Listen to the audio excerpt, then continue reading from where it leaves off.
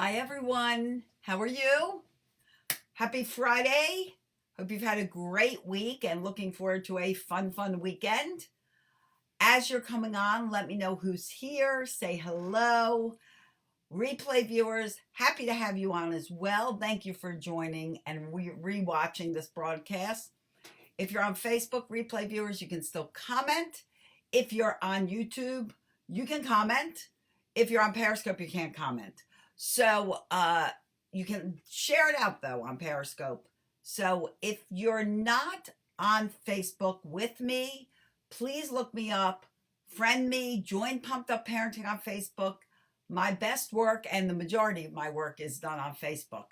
But tonight, on Friday night, hi, Courtney, we are talking about exercising your child's wading muscle, which is super important to do. So before we get started, let me tell you who I am. I'm Celia. I'm a family empowerment coach, as it says right here, wherever it is. And I basically work with parents, giving them skills, techniques, and strategies so that they can turn around and empower their kids, empower their family, and reach the vision that they have for everyone. I have programs that work in 90 days to really get everything under control, stop the tantrums, stop the yelling, and create family harmony. And also, Pumped Up Parenting is the home of our famous 7-day parenting, peaceful parenting challenge that ends all yelling in 7 days. And I'm telling you, if you've been a part of this or you look at the testimonies from people that have been a part of it, they all stop yelling if they put their all into it. So if you would share this out to other parents, because this is a muscle in your kid's body that really needs to be worked on. On Tuesday, we talked about exercising their disappointment muscle. Today, we talk about their wading muscles. Both of these, both disappointment and waiting, if you are not working with your kids on how to deal with this, you are going to have very demanding kids that have a lot of outbursts, a lot of yelling, a lot of tantrums going on due to the disappointment and the waiting and their lack of being able to handle it. Kids will get moody. They will get demanding. They will ask everything of you. They will get frustrated easily. And all of this leads to their anxiety and stress. So today, the waiting muscle is going to be addressed. Now, why should you have your kids, really understand that waiting, delayed gratification is a part of life? Because we don't always get what we want. And sometimes, and a lot of times, we don't get it right then and there when we want it. So we want to be able to let kids know that sometimes you have to wait for things, and that's okay. How are we going to teach this to our kids, though? You go into a toy store, they want this toy, they want it now. Or they want a piece of candy now. Or they want to do this now, and you're in the middle of a phone call. There's a lot of now going on, and we want to teach kids how to stop doing the now, and start doing let's patiently wait for things. So if you have a child who is a now kid and wants everything this second, give me a 1. If your kids are really starting to deal with the fact that they don't get everything right when they want it, give me a 2 in the comments. Okay, so I'm going to give you, let's see what I have here, 8 reasons and tips how to exercise that waiting muscle in your kids. Number 1, and this is really, these tips are really going to get it under control. So when kids want it now, say, like I said before, they're in a toy store and maybe you're buying a toy for a friend and they're in the toy store and they want this thing on this shelf for themselves right now. And you say, you know what, Charlie, you can't have it now. We're here buying a toy for Fred, and then you can get, this special thing that you want, there are a lot of ways you can get it. You can save for it. You can put it on a wish list. Christmas is around the corner, or maybe their birthday is around the corner. Put it on that list, because a lot of people ask me what you want for your birthday. And I would love to, give them ideas of what you really like, not what I think I like. So I've heard from some parents that they take a photograph every time they're somewhere that their child really wants something. And then they have this collection of photographs that they can put in their list of things to get their kids. How do they save for it? Maybe they get allowance. Maybe you offer them extra jobs to do around the house, like something above and beyond their everyday helpful household chores. Like maybe, it's fall. It is fall. It's fall here in the United States, in, this region of the United States. So there's a lot of leaves on the ground. Maybe a job that they would not normally do is raking leaves. And you say, okay, if you rake these leaves, I'll give you $5 for your piggy bank. Make sure they have something to save money in all the time. Say they get a couple pennies. Say they find a penny. Goes into that savings, okay, or that piggy bank. Maybe they normally don't help with the laundry, but you say, you know what, if you want to help me with the laundry today, I'll give you $1. Whatever it is, they should be special things above and beyond their normal family duties. Because honestly, guys, I do think you should give allowance, but I do not think you should tie the allowance to their normal family responsibilities. Because part of being in a family, hi Brianna, part of being in a family is we all have responsibilities. We have responsibilities to keep the house clean, to, help do things around the house, food shop. Maybe they help you prepare dinner. Maybe they set the table, or they do the dice game. If you guys don't know the dice game, pull it off of the file section of Pumped Up Parenting on Facebook, and you'll find the dice game. And it's a great game to play with your kids with the dice. You roll the dice. It has, let me see if I have it here. I don't know. Oh, here, look. I have it right here. So this is the dice game.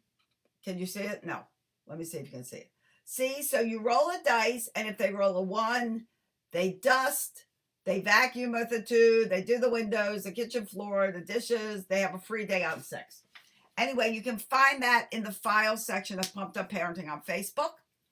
And guys, what's great, and you can change that. You can change that to, maybe you have a pet and you want them to feed the pet or whatever. But I do believe family responsibilities are the responsibility of everyone in the family. Allowance should be something they get as they grow, so they have some money. They start learning money management. And a great way to add to that when they want something is having them do, jobs and things that can help you that are above and beyond that. Maybe you're a work-at-home parent and there's jobs in the office, filing, things like that they can help with, that they can earn extra money for. So that's what you do with stuff that they want this minute. That's something that could be like a gift. Sometimes it's a lollipop. You're in the horrible candy section of the food store and they want this candy bar or this gum or this lollipop, whatever it is, and they can't have it. Sometimes they just can't have it, and they have to understand it, and simply saying, you know what, we're going to go home and we're going to have dinner, so this is not something I want you to have. Or you could say, Halloween's around the corner, you're going to get a lot of sugar. Not good for you to have a whole bunch of sugar now, so we're not going to get it. And sometimes they just need to deal with the fact that they're not getting it, and you've said no to that, like exercising their disappointment muscle. So another way to, let them understand waiting and delayed satisfaction is like Christmas. So a lot of people for Christmas use advent calendars. That is a way to deal with delayed satisfaction, because they open one, another, and by the time they get to 25, it's Christmas. You can do the same thing on a regular calendar. Say maybe their favorite aunt is coming into town and they want to know when they're coming. So you can block out the blocks on a calendar and every evening cross out one block, and we're that many days closer to your aunt coming or to sleeping at grandma's or to a birthday party, whatever it is. And they can visually get an idea of what the waiting time is. Because if you say 5 days and your kids are younger, they don't really have a concept of 5 days. But if you have them cross out dates on a calendar, they learn the concept of 5 days and they learn delayed gratification. Okay. I've mentioned this before on different kind of talks, but planning a family garden, guys, is a wonderful way to teach delayed gratification. It doesn't have to be a whole garden. It could be, you take a pot, you fill it with dirt, you plant some flower seeds, and you let it grow in your kitchen. That is perfect delayed gratification because you're planting the seeds, you're nurturing, they're growing, they're slowly growing, and then there's a flower. And kids love watching that. In most preschools, they bring in little chicks and they watch the eggs hatch and become a chick. It does not happen overnight. They have to wait for it. So planting a garden is a great way to teach delayed gratification. Not only that, ladies, gardening is the number one thing to do to ward against osteoporosis, so your bones stay strong. It is free, well, except for what you're planting. It is weight-bearing exercise, which is what your bones need, and you get vitamin D directly from the sun. So gardening, all women should do regular gardening. Okay. Number 4, keep routines into place. And the reason you want to keep your routines into place, because say you have an evening routine and right before bed, after they're all ready to go to bed or ready to go get their pajamas on, however, wherever you have this, sometimes this can be in the morning, you play games together, you and your kids. Well, they have to go through the routine before they do it. In a morning routine, they wake up, they get dressed, they brush their teeth, they brush their hair, they wash their face, they come down for breakfast, they eat their breakfast, they make sure their shoes are on, they make sure all the stuff is packed to go to school, and then you have 20 minutes left to play a game. More delayed gratification. They have to go through those tasks before they get the final task that they're looking forward to. Okay, number 5, car rides. A lot of times you take a long car ride to somewhere. People are always going to Disney World or Disneyland. And it requires time in the car. Go to the beach, whatever. Play card games. A great card game is the alphabet game where you look for signs, A, B, C, D. You go through the whole alphabet, then you go to numbers 1, 2, 3, 4, 5, 6, 7, 8, 9, and that game's over. There are other great games you can play. You can play the telephone game where you whisper something in someone's ear and then they say it and whisper it next time. They don't say it. They whisper it and whisper it. And by the time it gets to the last person, it's completely different from whatever the first person said. There's a whole lot of games. What about the I see game? I see something red. I see something yellow and round. I see something green and sticky. Whatever. You can play the I see game for all kinds of things. They're waiting for dinner. They're waiting for this to happen or that to happen. Play I see. Okay. Practice patience. So the way you practice patience is for you to have patience. You can actually buy car bingo at the dollar store. Awesome, Ashley. And hi, Ashley. Nice that you're on. Yes, car bingo. That's awesome. It's like an IC game, but on cars. Because usually it's, if I'm correct, Ashley, it's like license plate. Like I see a license plate. I see a red car. I see, a cement truck. And you play bingo. And the travel games, guys, there are lots of travel games out there. And they're usually magnetic so that they're not falling. I mean, if they're going to fall all over the floor, they're not very useful. But there are a lot of games that kids love that become travel games that you can take them with you. All kinds of things to entertain kids. You can sing songs.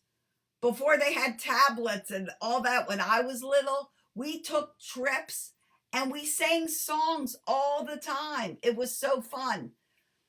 It has signs and they mark, right, exactly. And it's bingo's a super fun game anyway. But we used to sing songs. We used to tell jokes. Joke telling is a great way to take time, to pass the time. That's what I'm trying to say. How much do kids love knock knock jokes? They'll tell you a knock knock joke from here to like 40 hours away forever because they're so much fun. They love knock knock jokes, and half the time they don't make sense, but it doesn't matter. It's super fun, and you can tell jokes and they can tell jokes, and it's super great way to do things. If you're sitting in a restaurant and you're waiting for your food, tell some jokes. It's fun, and you'll be laughing, and people go, whoa, look how happy that family is. I'll tell you a great story. When we were little, we went to a restaurant. Now, I have 3 girls in my family. I'm the youngest of 3 girls, and then my brother, who is the youngest, and my mother and my father. And we're all in a restaurant, and the kids are just, we're laughing over something. I can't even tell you what we're laughing at because we laugh all the time. But all of us were hysterical, including my mom. And my dad, you can like see the steam coming out of his ears, and he's mumbling under his breath, "You guys are going to get it when we get home. You are being so loud. You're going to get it when we get home." And right after he said that, and we're getting ready to pay the bill, this elderly couple comes over and looks at my father, and he says, "Sir, I just have to tell you, I have never seen a happier family ever. I'm amazed, and it just brings me such joy how happy your family is." And my father couldn't say anything. We're a happy family. So it was pretty awesome. No, last resort is the quiet game. Yes. Yes. Or the sleeping game. Let's play the sleeping game. My nephew never stops talking. Never stops talking. So we're driving in the car, and I go, "Okay, we're going to play the sleeping game. Everybody's going to go to sleep. We're going to see who can sleep the longest." And he says, "Aunt Celia," and I'm like, "What?" He goes, "Can we talk in our sleep?" I'm like, "No, you can't talk in your sleep." we're trying to eliminate the talking. So it's crack up. But yes, the quiet game works too, and they love anything you make a game, guys. Kids love, and games are really, really, I can't even speak tonight. Super fun, especially when they have to wait, because it distracts them. Distractions are the key, guys. When you can distract a kid during the time that they're waiting for something, it's key. It works. It's great. And, and when you're somewhere and they want something right then and there, you're in a store, do like the I see game, kind of like car bingo. Say, "Oh, do you see this? I see that, blah, blah, blah, blah," and let them find it. Pet stores, guys, by the way, I'm just going to throw this in there and in here to the conversation. Pet stores are great fun for kids. It's like a free zoo. They get to walk around, look at all the animals. I don't know why I thought of it, but awesome fun. Okay, so distractions are great. Any kind of distractions, singing songs, telling joke. And guys, also, well, let me give you the last one, then I'll talk about being proactive. The last one is to practice self-control, guys, because when you give your kids self-control, can you imagine when we struggle with our weight, we're like, and it's 11 o'clock in the night, and you're like, should I eat that bowl of cereal or should I just go to sleep? Willpower. So when you practice self-control because you're their greatest role model, they will also learn self-control and willpower. So if you're like, "Well, you know what? Dinner was great. I'm kind of stuffed, but I would love dessert. But do I want dessert?" And then you're saying out loud, "You know what? I'm too full for dessert. I'm not going to have dessert now. I'll just wait. I'm just going to skip dessert." And you say that in front of your kids, that is demonstrating self-control. If you, say you're smoking, or, you drink more than you want to drink, and your family is all there, and you say, "This is the day I am going to stop smoking. And then you ask them to hold you accountable. Let me know if I'm messing up. And every day you tell them, I haven't had any cigarettes today. It's like the yelling challenge, when everybody in the challenge stops yelling. And you talk to your family about this is what you're working on. And then they notice, one of the comments was that their son said to the mom, you know what, Mom, I noticed that you didn't yell all week. That's demonstrating self-control. What games can I do with a 3-year-old when you're pregnant and both are sick? So, Courtney, there are some great games to play. They're great. So when you're not feeling well and your 3-year-old is not feeling well, okay? Or if you're not feeling well and your 3-year-old is feeling great, you can do a lot of games that are like sensory things. So like Play-Doh's one, something that they can stay occupied. They don't get too active, and you can even lie down if you need to. So you can do Play-Doh. You can have a sand table like that has a cover. You can buy those, bins like, Tupperware, but it's not Tupperware. They're larger in like the dollar store or Big Lots or something like that have lids, and you can fill it with sand or shaving cream. Super fun to play with shaving cream and food coloring, and put a lid on it when you're not using it. And on a day that you need to rest, or they need to rest, or they just need to do stuff that's not too active, sensory games like that are great. They will play with shaving cream and food coloring forever, because you can stir up colors, and it's educational. You can squeeze in red food coloring and yellow food coloring and say, what color is it going to make? Mush it up, and it, of course, becomes orange. So those kind of things are great for them to do while, you're both not feeling well. If you really want to stay not active, but you want to play a little something with them, you can roll balls with each other. Balloons are great. You can do like dinosaur digs, where they dig out dinosaurs in the sand or anything. If you have that sandbox thing, you can put any kind of little things in it, and they can dig and see what they find. They make now, these cost money, but they make those kits where it's like a dinosaur egg, and you chip it away till you find the dinosaur. I did that with my grandson, who's 3. He loved it. He was busy with that for a long time. So there's a lot of just kind of mellow play that you can do that works well. But if you decide to do like the shaving cream thing or the sand thing or Play-Doh or something like that, you can also buy those bins that have covers to keep it fresh. Not sure how long the shaving cream will last, but you just put in more shaving cream, and you can buy, spray shaving cream in a dollar store for $1, and and just fluff it up. It is so super fun to play with. And bonus, cleans their hands.